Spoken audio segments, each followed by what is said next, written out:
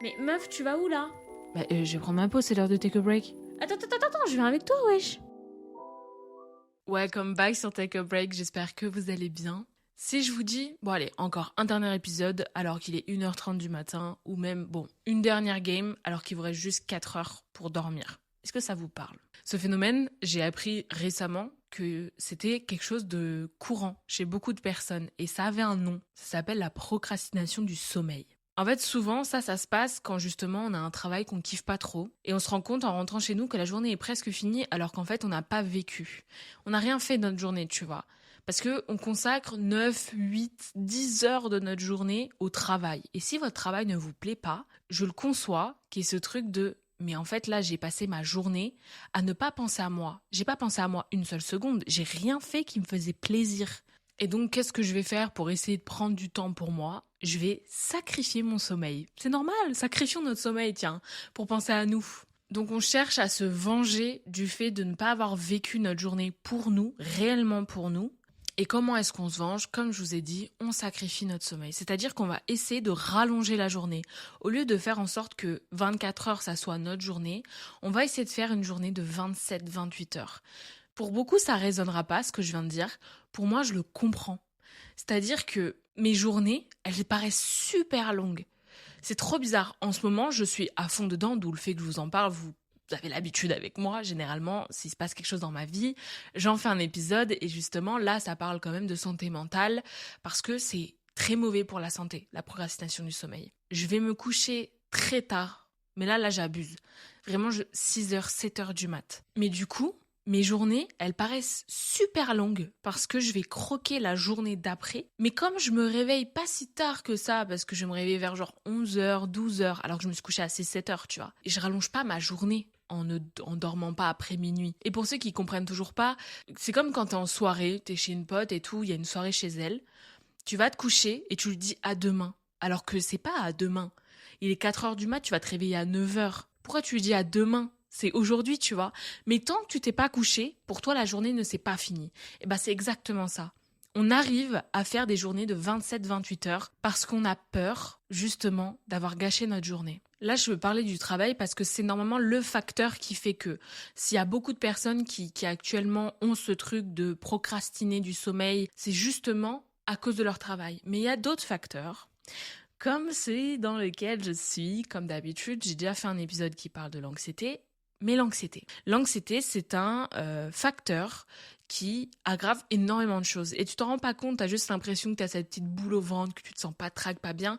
Mais en fait, ça affecte énormément de choses dans ta vie. Moi, mon anxiété, elle se gère comment? Elle se gère parce que j'ai peur du temps qui passe. J'ai aucun contrôle sur ce temps. Et en fait, je me dis, mais putain, je peux pas être demain alors que j'ai l'impression de ne pas avoir vécu ma journée. Vous voyez ce que je veux dire? Actuellement, je suis dans ma vingtaine, je suis un peu paumée. Je suis pas sûre de ce que j'aime réellement, de ce que je veux faire, de ce que je vais faire.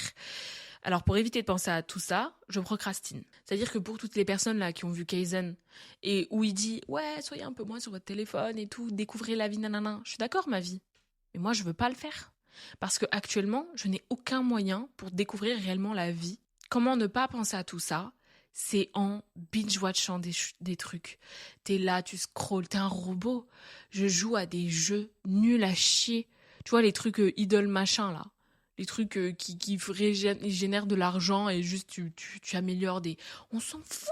Je passe ma vie à faire ça parce que ça m'empêche de penser au lendemain. Sauf que il y a un moment où moi j'en ai marre aussi d'être sur mon téléphone. Et ça arrive souvent le soir. Je me punis. Je suis dans la recherche du truc de non Charline, t'inquiète pas, t'as pas gâché ta journée, regarde là on va faire plein de trucs, tu vas t'activer, tu vas faire des trucs manuels, tu vas faire du scrapbooking, de la poterie, tu vas faire plein de trucs, tu vas voir ça va être trop cool. Et en faisant ça, j'ai l'impression d'avoir repris le contrôle du temps. Sauf qu'en vrai, je suis juste en train de niquer mon sommeil. Je suis vraiment en train de détruire mon cycle de sommeil. Je dors mal, je dors peu. J'ai pas le contrôle, j'ai plus le contrôle sur rien actuellement de ma vie. Je pourrais avoir le contrôle sur le fait d'arrêter de procrastiner. Mais là c'est toute une réflexion et c'est toute une mise en place de beaucoup de choses dont je ne vais pas parler dans ce podcast. Mais en tout cas, c'est du travail à faire sur soi-même encore. Comme si c'était pas assez. J'ai l'impression d'en faire tout le temps. Je dors très peu, comme je vous l'ai dit. Et donc, je somnole la journée. J'ai aucune énergie pour rien. C'est affligeant, quoi. J'ai envie de rien faire parce que rien que aller me maquiller, ça me demande beaucoup trop d'énergie. J'ai pas envie, j'ai la flemme de me poser devant mon miroir, d'être là, de me maquiller, nanana, flemme de tout. Et j'ai l'impression, du coup, de tomber peu à peu dans la déprime et dans l'anxiété et dans la tristesse. Tu vois, c'est tout un truc de... Ah, en plus, il commence à faire moche. Moi, j'aime bien l'automne, vraiment, je suis une automne lover. Mais quand même, il fait moche. Et t'es là, il pleut, et t'es là, il fait tard super tôt.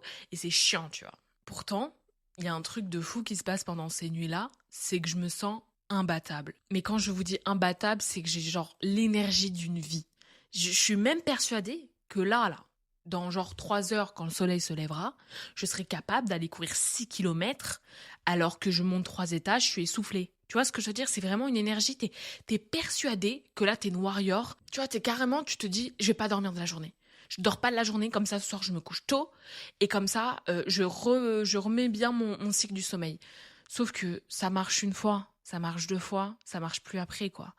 Il y a un moment, si t'as pas 30 000 trucs à faire, si t'as pas des gens pour te maintenir éveillé, tu vas pas y arriver. Et même des fois, je me dis, bon allez, je fais une sieste d'1 heure. Je fais une sieste d'1 heure. C'est mort. Mon cerveau dort tellement peu les nuits.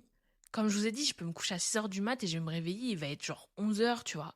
5 heures de sommeil, c'est pas assez. Et surtout quand c'est conséquent, que c'est tout le temps comme ça. Des fois, c'est du 4 heures. Bon, des fois, ça va être du 12 heures.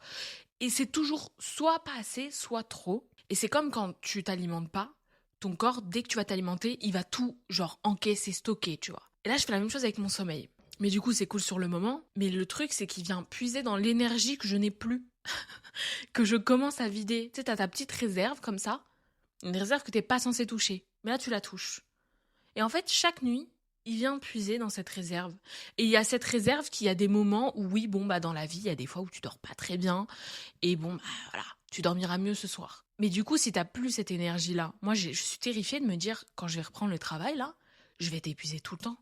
Parce que je me suis pas du tout reposée. Et il y a un moment où il y en a marre. Et là, cette semaine, ça a été le moment où il y en a marre. Et j'ai voulu me mettre la vérité en face pour me dire, voici le cercle vicieux dans lequel tu t'es enfermé. Et voici ses dangers. Il n'y a pas tout, mais c'est déjà assez.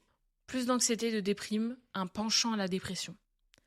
Très clairement, c'est ce que je vous dis. Moi, actuellement, je dors pas parce que je suis mal, j'ai de l'anxiété comme pas possible. Sauf qu'en ne dormant pas, j'accumule l'anxiété et je l'aggrave. Risque de diabète, d'obésité et de problèmes cardiaques qui augmentent. Parce que oui, le sommeil, c'est hyper important. Il y a un moment où ton corps, il a besoin d'être en pause. C'est là où il va justement prendre réellement soin de toi. Le système immunitaire catastrophique. C'est clair, je suis encore malade, genre pour la 58e fois de l'année. C'est là où, comme je vous ai dit, votre corps, il repuise l'énergie, il prend soin de lui. C'est le seul moment de la journée où réellement vous prenez soin de vous, premier degré. On a aussi la mémoire qui faiblit. Et c'est un truc aussi très récurrent dans la dépression. Il y a plein de personnes qui oublient beaucoup de passages de leur vie. C'est pas pour rien. C'est parce que normalement, quand t'es dépressive, tu dors mal ou tu dors peu. Et c'est l'un des risques, c'est l'un des facteurs chiants de la dépression. De toute façon, il n'y a rien de cool dans la dépression. On a aussi devenir une limace toute la journée. T'as aucune énergie toute la journée. Donc en fait, c'est débile parce que si tu te dépenses pas, tu vas avoir beaucoup de mal à t'endormir. C'est pas parce que tu te sens fatigué dans la journée que tu vas trop bien dormir ce soir. Non, non. Si tu dépenses pas d'énergie, ça va être très compliqué de t'endormir. Et un truc aussi que j'ai vu nulle part, mais je vous en ai déjà parlé, c'est le moment où vous allez avoir vos crises de TCA, c'est la nuit. Moi, je sais que ça favorise mes crises de TCA, de ne pas dormir. Il y a rien de bon, dans ne pas dormir. Il y a vraiment rien. Alors oui, ok, d'accord, je suis beaucoup plus créative, il est vrai, mais c'est tout. On est clairement dans le schéma classique du serpent qui se mord la queue. C'est super. Et donc, malheureusement, le seul moyen de pallier à ça, on va dire, c'est de sacrifier le temps qu'on s'accorde. On a un temps à s'accorder et malheureusement c'est ça la vie aussi. C'est pour ça que la vie est pas si cool. C'est que tu donnes beaucoup pour ton travail et t'as peu de temps pour toi après. Mais l'heure c'est l'heure et le dodo c'est le dodo. Et il faut qu'on comprenne que le sommeil, c'est l'une des séquences, l'un des moments les plus importants de la journée. Comme je vous l'ai dit tout à l'heure, c'est le moment où vous prenez le plus soin de vous. Vous vous en rendez pas compte, mais c'est le moment où vous prenez le plus soin de vous. Et vous donner entre 6 heures et 8 heures de sommeil par nuit, c'est le truc le plus bon à faire pour vous. Et relancer une game ou alors relancer un épisode, je vous jure que vous pensez que c'est pour vous faire plaisir, mais vous vous tirez une balle dans le pied. Et c'est moi qui vous dis ça, hein. J'ai écrit cet épisode, il était 6h05 du matin. Et là, je vais parler aux perfectionnistes dans l'âme. Comme je l'ai dit dans l'épisode 4, hein, c'est déjà un truc qui date chez moi. Procrastiner ne rendra pas votre travail meilleur. Et je sais que vous procrastinez parce que vous dites, dans tous les cas, même si je le fais tard, j'arrive à le faire quand même et je dead. C'est pas comme ça que doit marcher la vie, putain. Et c'est moi qui vous le dis, alors que, encore une fois, je suis pas un exemple à suivre sur ça. Et j'essaye, j'ai toutes les clés en main, j'ai juste pas la volonté. Et le faire et l'écrire à 6h05 du mat, c'est pas aller dans le sens de ton podcast et aller dans le bon sens de ta santé mentale non plus, tu vois. On ne retarde pas les tâches et on va dormir tôt. C'est bon? Non, vraiment, prenez soin de vous. Je l'ai dit plus d'une fois. Et je sais, c'est frustrant de se dire qu'en fait, on n'aura que 2 à 3 heures de temps pour nous dans une journée parce que le travail prend énormément de place ou même juste 30 minutes. Le temps que les enfants aillent se coucher et qu'après, en fait, t'es tellement fatigué que t'as que 30 minutes pour toi et tu t'endors direct. Tu vois, je pense aussi aux parents, c'est un truc très de parents, mais on peut se dire de maman surtout. T'as pas le temps pour toi, t'as jamais le temps pour toi, tu vois. Donc je sais, je suis la première frustrée de me dire qu'une journée c'est que 24 heures, j'aimerais aussi que ça soit plus long. Vraiment, je vous jure, le sommeil est très très important. Parce que là, je vous donne des exemples depuis tout à l'heure d'écran, tu vois, d'être devant son écran, mais il y a vraiment des trucs comme les activités manuelles, il y a des fois où je devrais m'arrêter. C'est pas grave, je reprends demain, c'est pas si grave. Et il y a des fois où je me couche à 2h du mat parce que je suis en mode, mais non, mais j'ai commencé, je vais pas m'arrêter. Si, parce qu'en fait, il y a un moment où ton corps, il te dit aussi, va te coucher, Mareuse. Et écoute-le, genre, même si t'en as pas envie, te bats pas contre toi-même. Donc voici les quelques conseils que j'aurais à vous donner pour éviter le revenge sleeping.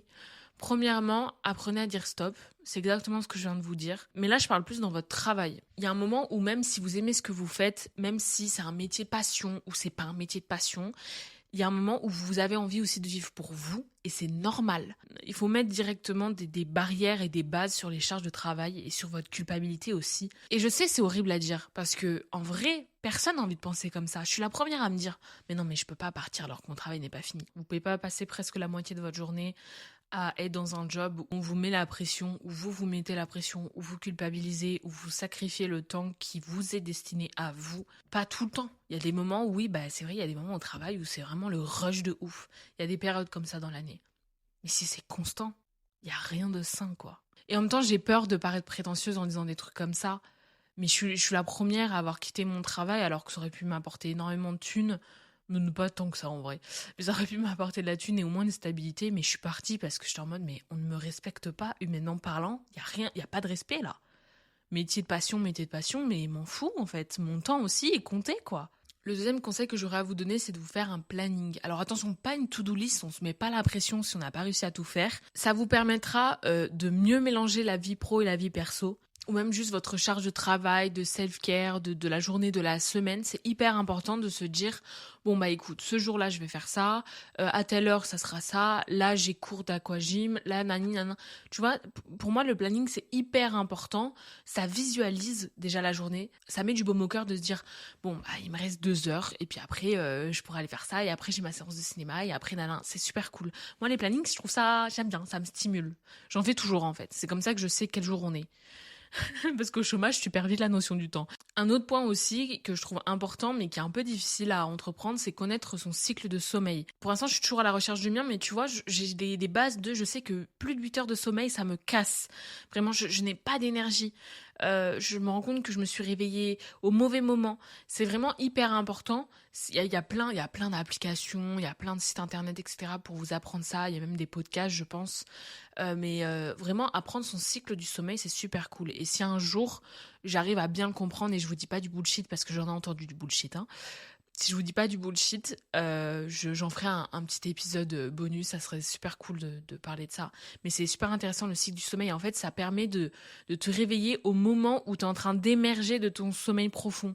Généralement, moi, 4 cycles de sommeil, c'est ce qu'il me faut. C'est 90 minutes le cycle, normalement. Quand vous avez du temps pour vous, je vous conseille de prioriser votre self-care. Alors, quand je vous dis ça, c'est-à-dire éviter de consommer et de surconsommer des choses débiles comme TikTok, comme YouTube, des fois, je suis désolée aussi, mais comme les réseaux sociaux, etc. Évitez de scroller comme un putain de robot et prioriser le fait que là, vous avez du temps pour vous. Et il faut l'utiliser pour vous, pour ce que vous aimez faire.